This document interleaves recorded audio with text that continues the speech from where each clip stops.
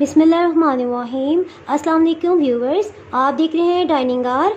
आज मैं आपसे लो फैट दही की रेसिपी शेयर कर रही हूँ, जो कि आप अपने घर में या कोई भी आपके जानने वाला है उससे ज़रूर शेयर कीजिएगा कि हाई ब्लड प्रेशर, कोलेस्ट्रॉल और हार्ट पेशेंट्स के लिए लो फैट जो दही है वो किस तरह से बनाया जाए। इसके लिए सबसे पहले 2 से 2.5 किलो दूध है, इसे मैंने बॉईल करने के लिए रख दिया है। व्यूवर्स, अब ये उबलने वाला है।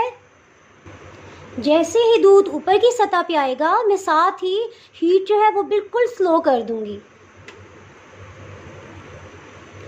दूध ऊपर की सतह तक आ गया है, अब मैं हीट स्लो कर रही हूँ।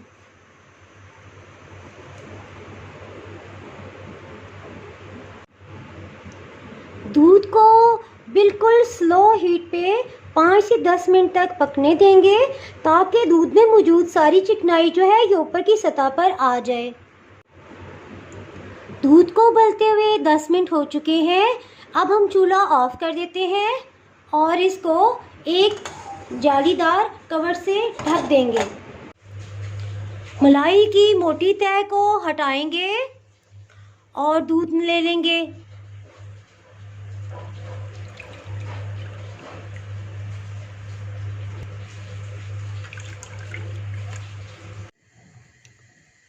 हाफ टी स्पून से थोड़ा सा कम दही जो है इसमें शामिल कर देंगे।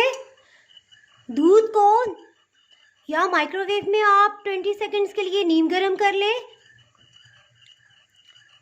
या पैन में रख के। इसको ज़्यादा गरम भी नहीं करना है। शीट से रैप कर देंगे। गर्मियों में 2.5 से 3 घंटे तक दही जम जाता है और सर्दियों में 7 से 8 घंटे में। इसके सर्दियों में इसको गर्म जगह पे रखेंगे या इसको किसी कपड़े से कवर करके साइड्स पे रखेंगे। व्यूअर्स, दही को लगाए हुए 3.5 घंटे गुजर चुके हैं। अब हम इसे चेक करते हैं। शीट को अलग कर लेते हैं। व्यूअर्स, ये आप देख सकते हैं किस कदर गाढ़ा और किस कदर ज़बरदस्त दही जो है वो तैयार हुआ है। मिट्टी के बर्तन में या इस तरह के बर्तन में अगर दही लगाया जाए तो दही बहुत गाढ़ा जम। मीठा दही बनाने के लिए ये टिप है कि और दही जैसे ही तैयार हो जाए इसको फ्रिज में रख दें, और अगर आप खट्टा या तुर्श दही बनाना चाहते हैं तो 6 से 7 घंटे तक इसको बाहर पड़ा रहने दें। दही जो है खट्टा हो जाएगा। जिस तरीके को इस्तेमाल करते हुए मैंने लो फैट दही बनाया है, इसी तरह हाई ब्लड प्रेशर और हार्ट पेशेंट्स के लिए की चाय के लिए भी आप दूध जो है वो डेली बेसिस पे अलग कर लें।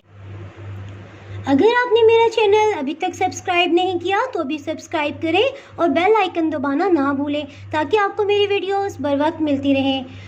आपको मेरी ये रेसिपी पसंद आई है तो लाइक करें और फ्रेंड्स एंड फैमिली के साथ शेयर करें। आप कमेंट्स में ज़रूर बताइएगा कि आपको ये रेसिपी कैसी लगी। अब इजाज़त चाहती हूँ। अल्लाह हाफिज़।